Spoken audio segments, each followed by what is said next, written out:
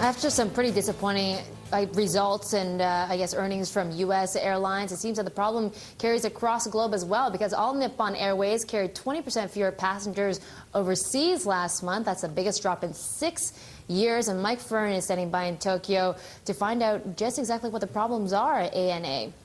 Well, Susan, put the reluctance to fly down to the flu. There were 1,000 cases of the H1N1 virus in Japan last month, and that made people think twice about spending hours on an aeroplane. Coupled with a global recession, the swine flu led to the biggest drop in passengers since June 2003. That's when SARS kept people at home. Domestic flights are also getting lighter. The number of passengers flying with Japan Airlines within Japan tumbled nearly 16% last month, and passengers may soon have another disincentive against flying. All Nippon may reintroduce fuel surcharges in October. The surcharge kicks in at $60 for a barrel of jet kerosene, and the price has been averaging about $70 for the past 3 months in Singapore. Not one of the 13 analysts who covers All Nippon rates the stock a buy. 6 say hold, 7 suggest selling the stock.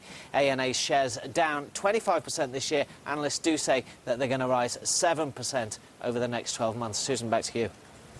Now, Mike Fern, when was the last time you flew, and was it on a Japanese airline? I flew in June, and it was on an English airline run by a man with a beard. All right, so I guess you're not giving them your business either. Well, that's pretty bad. Okay, thank you for that, Mike Fern.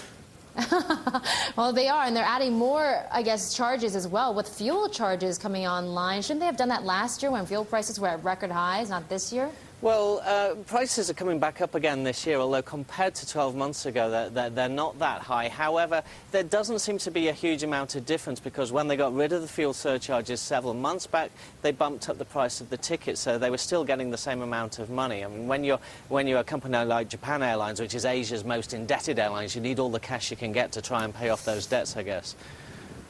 I bet, especially if you hedge wrongly against the price of oil. Thank you for that. Mike Fern in Tokyo.